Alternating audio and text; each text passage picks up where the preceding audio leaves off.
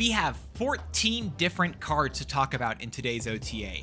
And it feels like a lot, and there is a lot to break down. A lot of specific cards, I think, got changed because the general idea of them were too good, as well as they just provided a little bit too much consistency to their archetypes or whatever deck that they went into. So let's go through them all. Let's break them all down because there's a lot to break down here. Now, overall, the metagame has been healthy according to Marvel Snap, but there have been a few different outliers, and Thanos is one of them. Now, Thanos just allows you to do a lot of just good cards, right? The good card style deck, and if you don't know what that means, right? That typically means where you're just using cards that typically are going to be giving you good value for what they are doing in terms of their effect. And Thanos is just providing a little bit too much consistency in those styles of decks, including the 34-card Monty style deck as it's been coming to be known, right? All of those styles of decks get a little bit too consistent or a little bit too easy with the current Thanos package. Now, they landed closer to where they want Thanos to be last time they made this big sweeping change to him where he actually starts in your hand, but they needed to pull it back a little bit, and he no longer gets to start in your hand. So very specifically, this is a nerf directly on Thanos, but it kind of just turns into more of a rework the more that you look into the other cards of his, aka his Infinity Stones, that got touched in this OTA. The first change they have here is actually probably just my favorite. It's where the Space Stone actually gets a point of power, but loses some of its functionality, but also gives the Thanos deck a little bit more consistency. First thing, right? So yes, it gains its additional point of power. So now it's a 1/3. I think it's a big change right now, putting it on rate to the Power Stone, which is already very impactful for Thanos. But the reason being is that it now lets you draw Thanos when you play it. So similar to Agamotto, where with the temporal manipulation, if you don't have him in your hand, it takes him out of your deck and gets it to you. But it's not completely similar because it doesn't resummon Thanos if it's somehow been destroyed or discarded.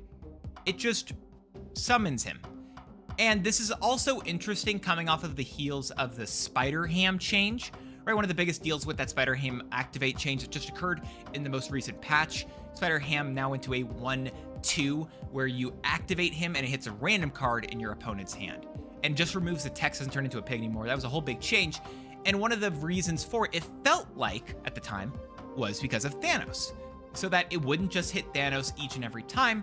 But now you have this change to the Thanos deck where he's no longer going to be starting the left of your hand, no longer going to be the correct target for just the Spider-Ham each and every time, and now can be basically anywhere, potentially still on the left, right? But he can be anywhere in your hand or in your deck.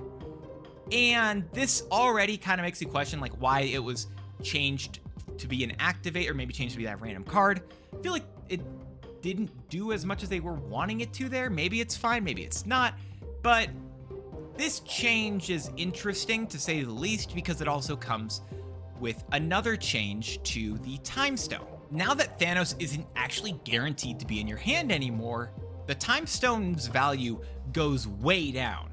So it makes sense here that it actually just gets buffed and it gets its draw a card ability back. Especially considering now you're going to be between these, the changes between both the Time Stone, Space Stone, and Thanos itself, you actually still get the same amount of card draw in general from the deck. However, due to the fact that one of your other stones other than the Space Stone can actually draw your Thanos, kind of means that you get potentially even worse value out of one of them. So it's like they've done a really interesting thing here, which I really like, is that they've kind of made it so it's like a now instead of between all the stones, right? You have the Mind Stone, which draws 2 cards, 2 stones, the Time Stone, and the and the Soul Stone both draw a stone, right? So that's 4 additional draws within the deck, and then Thanos, which used to start in your deck, now actually starts in your you start in your hand. Now it goes back in your deck, but it can get drawn by the Space Stone. So you could still draw it with at least 2 of the other changes, as well as just drawing it end of turn or start of the game. So it's like they've kind of done a really cool thing here where it's like now before you had like 5 guaranteed cards out of your deck. but now you get like 4.5-ish. The Thanos with the Space Stone's kind of a weird one there because it can come out on its own, or you can guarantee it out. So it's like a really interesting change there, a really interesting dichotomy, really interesting dynamic that I like in particular for the Thanos archetype, making it slightly less consistent while also still letting it do its thing where all the stones get to draw cards. And this change to the Time Stone makes a lot of sense, again, now that Thanos no longer starts in your hand. So wherever he is now, he would get that buff. I'm assuming typically these cards normally say wherever he is, and we don't have that listed, but it does feel like this is going to impact him no matter where he is. So I like this change no matter what. I've liked every other Thanos change they've done so far, and this is the only one that actually makes me raise my eyebrows a little bit. The Reality Stone went to a 1/2. Sorry, I'm slurring my words together apparently. And I don't love this one. This is the biggest outlier of Thanos' cards currently, his stones, right? In that this is the only one that doesn't directly impact his game plan, right? It doesn't help him draw stones. It doesn't help you play Thanos, draw Thanos, give more power to Thanos, stop Thanos from being destroyed, right? That's what all the other 5 stones do. This 6th one is just weird, and it says replace this location. And it's what it's done for a bit, right? And this is what it used to do back when Thanos wasn't extremely focused with all his stones. But now we have this change, and I don't like it still. I still think that the Reality Stone is the weirdest out of the Infinity Stones due to the reasons I just stated. And while yes, it's interesting putting an additional power over there anymore, right? They just wanted to add some additional power to the Infinity Stone package in general to kind of compensate for this whole rebalancing of the card draws and such. But I still don't like this stone. I don't want it to get buffed. I'd rather see a rework to this stone where, and I mentioned this before, where when you play Thanos, change his location. Or maybe activate, change Thanos' location. I just feel like this is the strangest out of all of the Infinity Stones. It doesn't work with Thanos, it doesn't work with the package, and I just don't like that about it. And it also is one of the biggest things that leads the good cards deck into being able to play the Infinity Stone package, because you just hold the Reality Stone until you know what location you want to change it to, or what location you want to change, right? And that's why I like this idea of like activate, change Thanos' location.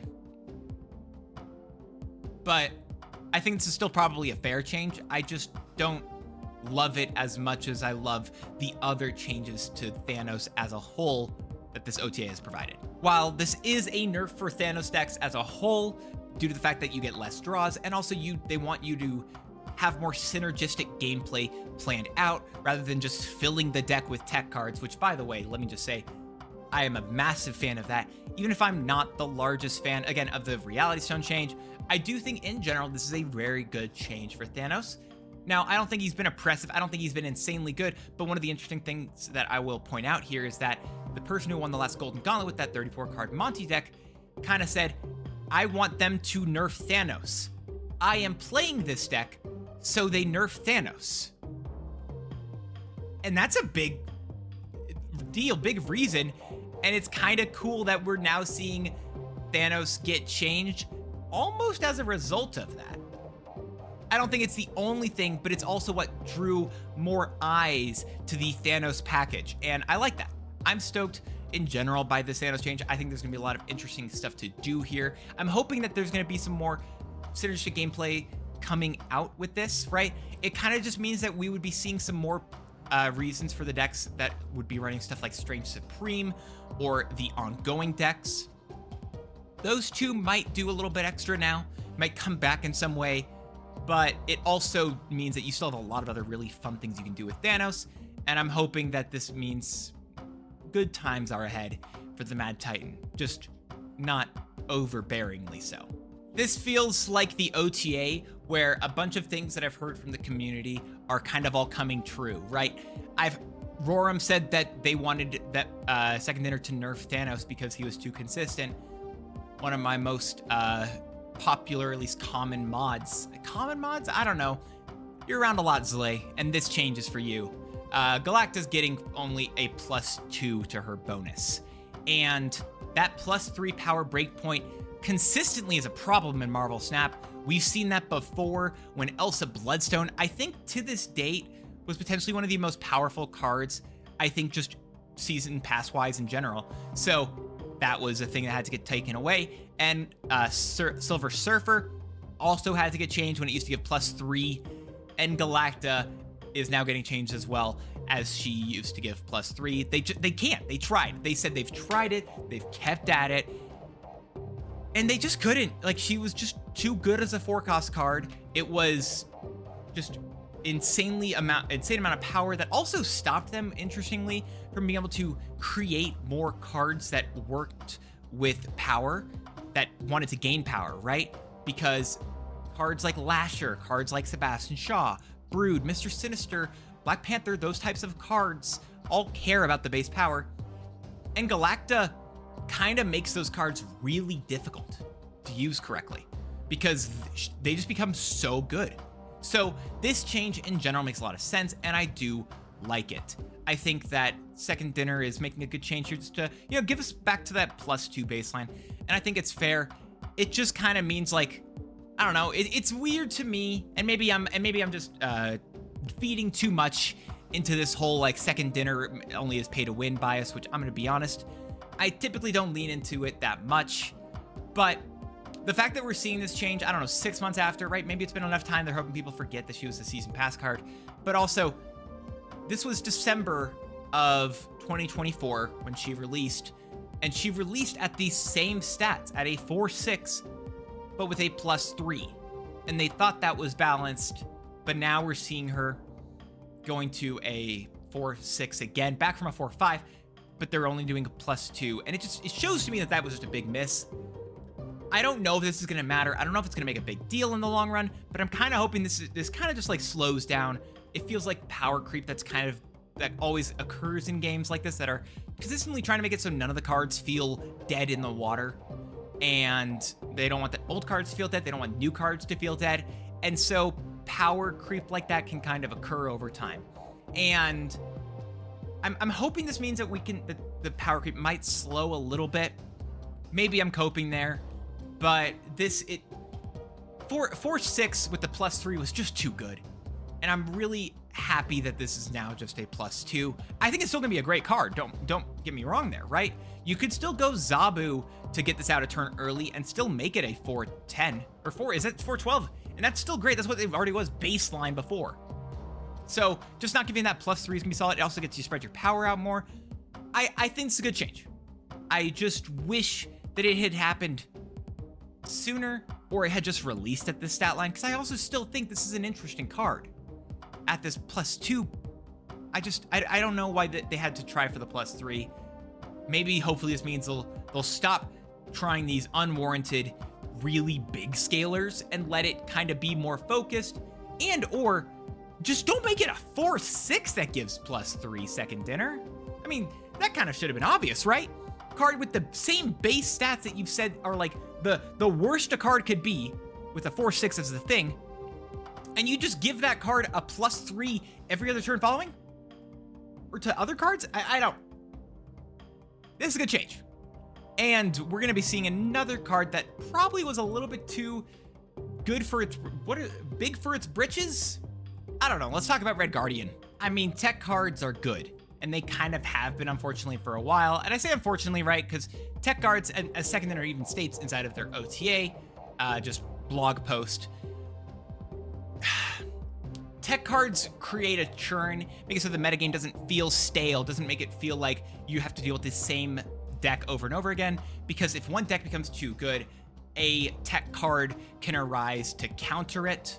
So there's a bunch of ebbs and flows and stuff like that with stuff, and I think this change in general is a good one. This is a change that kind of just brings Red Guardian down to a 3-4 effectively, because currently, right, he is a 3-5 right now, right? Because you get to the 3-2. So you get the 3 power base and then the -2 that you give with his ability. So it kind of works both ways. So it's interesting there in terms of what the correct way is going to be working. But I like this change. I think this is a great idea, a great change. Just kind of say like, hey, tech cards can exist, but they shouldn't be the height of the gameplay. And I like that. That's just a very simple way for the game to work, very simple way for the game to be balanced at, and I think it's going to be solid. And Red Guardian here himself going to a 3-2 still makes him a 3-4, right? So that's kind of still, it's the older version of what we have like a baseline of, akin to like base Cyclops, right? And even like Hope Summers, right? So there's still a good benefit there because you get to remove the text of the opposing card. It just means that the average 3 energy card, according to what Second Dinner says, should be clearly stronger than Red Guardian. Unless, of course, he does hit that really good card in the matchup. I mean, if I hit an Iron Man with this card, it's still really good. It's still really valuable. It just means that you know which one is going to be better for you there. And I like that. That's still a good change. Overall, this feels like a really solid set of just changes in general to the OTA in terms of trying to make sure that some cards get brought down a little bit. But there's a lot of stuff that gets brought upwards or kind of reworked into a way that feels like they're going to be more useful. And we've got, I think, like 8 of them left. So let's actually talk about those real quick. Misery is going to be 4-9 instead of the 4-8, which I mean, I want to make it very clear before I say any of this stuff here. I do like this change. I think this is a very solid change that most likely just makes the card better in more areas, right? I thought it was already kind of fine though, right? I feel like it was kind of niche, not really crazy good. And if I'm honestly looking at that 4-cost slot for cards that I would like to see them buff, previously in the previous OTA, which I didn't cover, they buffed Supergiant, which is one of the ones I would have said, but I also feel like we have Namor and Orca, which Orca is not a 4-cost, but Namor is at least, and whatever change they make to Namor, they'll probably make to Orca, as well as they also have like Warpath and such. And all of those cards, I think, are extremely fair ones to change, extremely fair ones to balance. I just didn't see as many reasons personally here for them to make a big change like this to Misery. But again, right, like I don't have the backend information that they do, so there's a good chance that maybe she was really underperforming. And also, this does kind of mean that this card can try to gain a leg up on what we were seeing in the past with Galacta being just intrinsically the best 4-cost card in the game. So maybe it means that there's going to be a little bit more competition. Maybe it's going to be slightly better. But also, I'm not holding my breath on this one in particular, but I do think there's something interesting with the next card. They also gave Absorb Man another point of power, and this is a card that actually had more power in the past, and they brought it back down to its its previous 4-4, but now they're bringing it back up to the 4-5. It's interesting, right? This is actually reneging on a nerf that occurred just under 2 years ago, actually, August in 2023. This card was nerfed September. It was nerfed to 4-4. Sorry. But it's interesting this change is occurring now, right? So they want this card to also feel like it's an interesting card in that 4-cost slot. And what does that really look like? I kind of started thinking about this. Does this mean that we can see a different version of Surfer? Right now, currently, it feels like the best version of Surfer is just like good card Surfer-ish. And forgive me if that's confusing in the way I'm wording it. But does it mean we can see a version where, like, I think there's a real chance that the Hazmat Wong Surfer deck could come back with like Brood as well, because Brood loves Absorbing Man. Absorbing Man loves Brood. So is there a world where all this stuff comes back together? Or are there some other like more recent on reveal cards that potentially can come back and come into the metagame to give you some interesting outs, especially as this card can get reduced down to a 3-cost with Zabu? I mean, are they gonna Shang-Chi me in every single lane now, or what's gonna happen here? I like this change. I think it's gonna be really interesting. I just don't know what it means for what decks are gonna want this card, what this card will be doing. The biggest reason I'm not sold on this change 100%, I think, is though, because we're seeing skills get implemented into the game more and more, and those are taking those on reveals and kind of messing with the plan in general. Because now those on reveals are just going away. And that's kind of akin to it just being, immediately killmongered or whatever. And we're seeing activates come back. So there's just more and more reasons as time has gone on why Absorb Man can't do everything that he used to do. Because, the on reveals are going away. We've got activates, all these other reasons. And as much as I would really like it if the card was great, as much as I'd really like it if the card was everywhere, I also don't know if we're going to be seeing a lot here anyway. So we'll have to wait and see what occurs, but I'm excited, but I also don't know what we're going to be able to get out of this anyway. Next card. They said the 4-cost slot was looking a little bit, tighter before this OTA. They expanded it. Now they're looking at the cards that are currently in the 3-cost slot and either just simply moving them out of the 3-cost slot or making them just better. And Wolfsbane is an interesting one here. Not for the way that you would normally say. I don't think this is a good change, straight up. The change that they made here is interesting because I think it's extremely lackluster. I don't think this change to to Wolfsbane is gonna matter.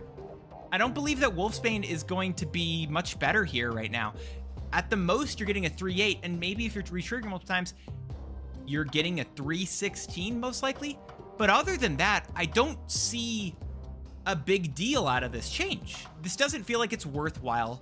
Doesn't feel like you're gonna get any big differences. It just feels like, yes, you are getting 1 extra point of power, but it wasn't the 1 point of power. I just don't believe that the card can scale enough. I would like to see probably this card go to a 3-0 with a +3 for each other one. And I think if they do that, it actually is just strictly better. And maybe it is just too good. But the fact that you could, potentially get a bigger scaler with that than you can with Sage makes the card potentially legitimately viable in some decks where she just currently isn't. And this is a card that I know a lot of people, if you are a fan of the comics, Wolfsbane does some pretty cool stuff there. I don't know the comics, but I've heard cool stuff about it. So this is one that I'm like, all right, I get you want this to be a more playable card, but 3-0 +3. How good is it actually? I don't believe it's that great. It actually gets it to just 1 more point of power than it currently will with this current setup. But I just don't know. Maybe but it also makes it weaker to like a Shadow King. But then it makes it better if you like Wong it, which is a really cool idea. I just don't get this current version. Adversely, Rhino is going to a 2-5. They just made this change to his ability, right, where now instead of he used to ruin the location, he now adds a rock to your side of this location. Like, that's still a thing.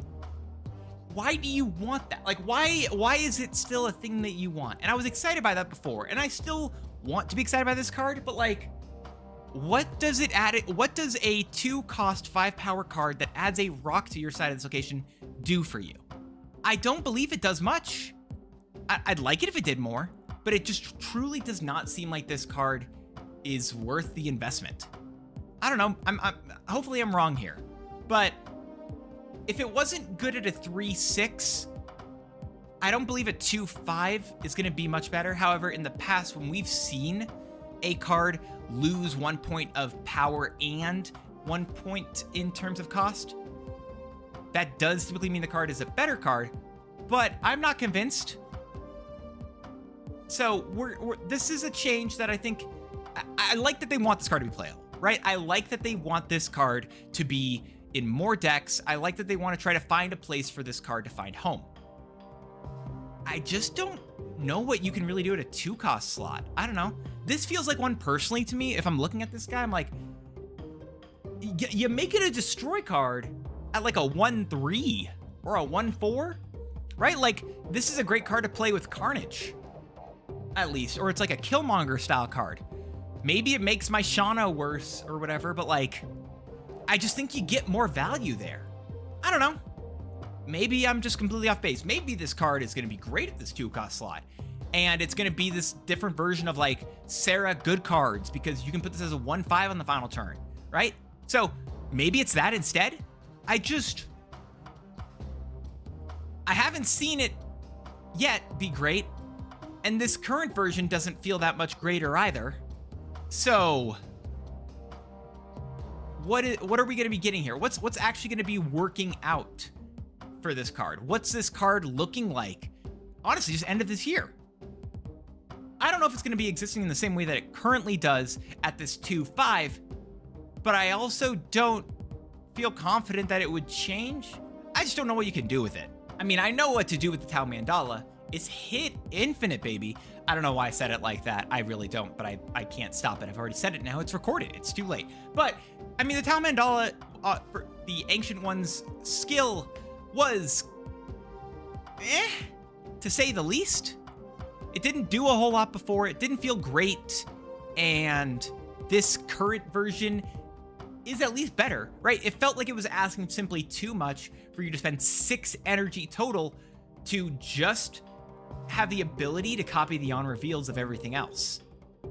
So this change, turning it into a 2-cost card, does make it immediately more useful. It also makes a card with Quinjet even more viable, similarly to when we saw Infinity Ultron get his big change in the previous OTA, right?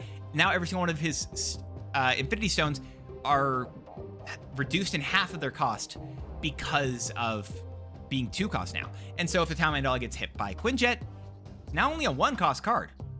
Really good for a skill.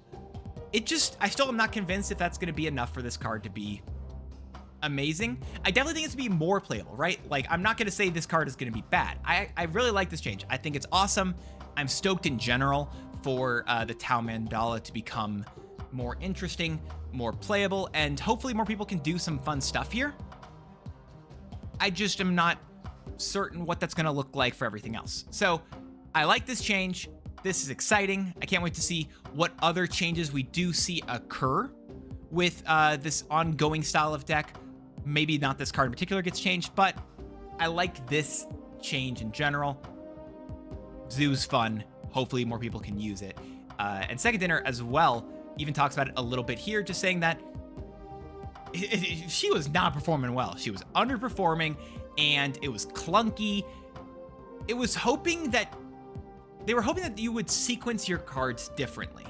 And again, that 6-cost line that they had to put on the card made it really difficult to want to do that. So them saying that they will make this change here in order to hopefully allow the ongoing decks to be more considerable, to do more interesting things.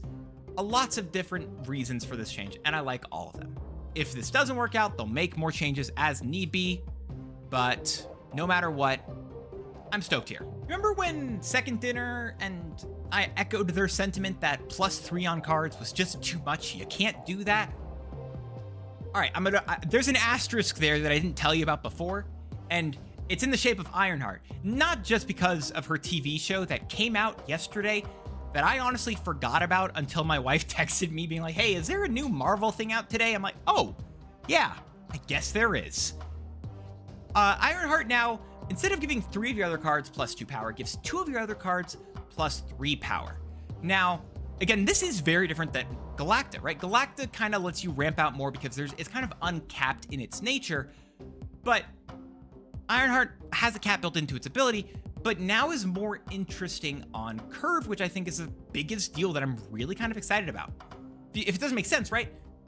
You can play Ironheart on turn 3 in a Wiccan style of deck while getting value on your turn 1 and turn 2 card now. Now this is no longer a card that you don't want to play on turn 3, because typically when you're playing on turn 3, unless you have a location that has added extra cards to the board, you're kinda dead in the water with this. But now, with it giving +3 to only 2 other cards, if again, let's imagine a Wiccan deck, on turn 1, I play my Quicksilver, turn 2, I'm throwing down Merlin, turn 3, I play Ironheart, get more value onto those cards, and then again with the Merlin, I can turn that Ironheart into a 4-cost card with a Polymorph, or send her back in the deck with my Once and Future. So there's actually some really interesting and fun stuff here that makes her just more generally useful in styles of decks. Is this going to be enough though? I'm uncertain. I really like the idea, again, for the Wiccan style, for being able to reuse her with Merlin. I think both of those are real places that are hopefully going to be fun. I don't know how much you're going to be able to do truly in terms of like those like surfer style of decks. If y'all remember, those were a thing that Ironheart had her place in for a bit of time. I don't really feel like that's going to be the way that she will land in the future, but this feels like a really interesting change. I don't know if it's a buff, but it's definitely an interesting rework of the way that she is going to be played. And also, again, it kind of works with Second Dinner being like, hey, you know, if a show, if a movie comes out, piece of media that is going to highlight the character, let's make the character more fun. Bring some extra life to it. Because again, this is a game. Crazy, I know, right? This is a game. Yes, this is a game. Let's let the game pieces feel fun to play. This is an interesting change to Professor X that I don't know if it means the card is better or worse. I don't think it's great, but I definitely don't think it's in a worse place than it was before. What they're doing now is making it so that you can play skills underneath your Professor X and as well as opposing Professor X's, which is, I don't know how much I like this change. For one, I don't think Professor X metagames are fun as someone who's lived through quite a few in the past. And for two, I don't know how much this is going to be really solid in terms of like changing the way the game works, right? So for what it's worth, one of the things that they mentioned in particular inside of the notes, the blog post, is they mentioned polymorph as an interesting hit now, because if you can just lock down a lane that maybe your opponent's thinking that they win, a 1-cost polymorph can actually secretly give you the game there, which is an interesting shout. I also think it's fun to potentially mess with a, even if you are losing a lane like that, you could try to play a Winds of Watum from Agamotto or a Images of Icon also from Agamotto, both of those potentially giving you additional value in your endeavor to get value with Professor X. So there's stuff here. It's a smaller tweak. I don't think there's a lot to talk about because I don't know how much of the game it's going to really change. It does make a difference. I just don't know if it's going to be a big difference or if it's a difference I'm personally going to enjoy in the long run anyway, because I don't want more Professor X in the metagame. It's not fun to say you can't play your cards somewhere, but now you can play your cards. They just have to be skills. Does that even matter? However, this change I'm willing to bet is going to matter. Lockjaw is turning into an activatable card. And let me explain it. Right now, it was previously a 4-cost 5-power card that said, after you play a card here, you swap it with a card in your deck. But now, at a 2-cost 2-power card, it says activate after you play your next card, swap with a card in your deck. Now, what does this mean? It means, for one, you're not location restricted anymore, right? That's a big deal. You don't have to deal with it being at the same location where you would have your other stuff. For two, it also means that you can't repeat this effect immediately. Now, there is a data mined card that will work with Lockjaw, which I think is going to have extremely good synergy. But in terms of current cards that actually exist, this just kind of puts a big cap on Lockjaw. It says you get one change out of the card, and that's it. And it's very interesting as well because you now have also a good target, kind of similar to what you could do in the past with your, what I would try to do oftentimes with the skill of, which one is that one? With King Eitri. I'd use King Eitri to just reset stuff and then change him potentially with, like, again, talking Agamotto, Images of Icon, or a polymorph. And this makes Lockjaw a very interesting polymorph or Images of Icon target as well, so that once you've gotten your use out of him, you can kind of just change him up. As well as this also is kind of interesting. This one I'm going to say, I don't think it's going to be great, but Cerebro 2 exists. Is this a Cerebro 2 card actually now? Like, what card would you really want to swap out? I don't see an immediate option, but it was something I was thinking about and I wanted to at least mention. But this is what Second Dinner says is their biggest change of the OTA.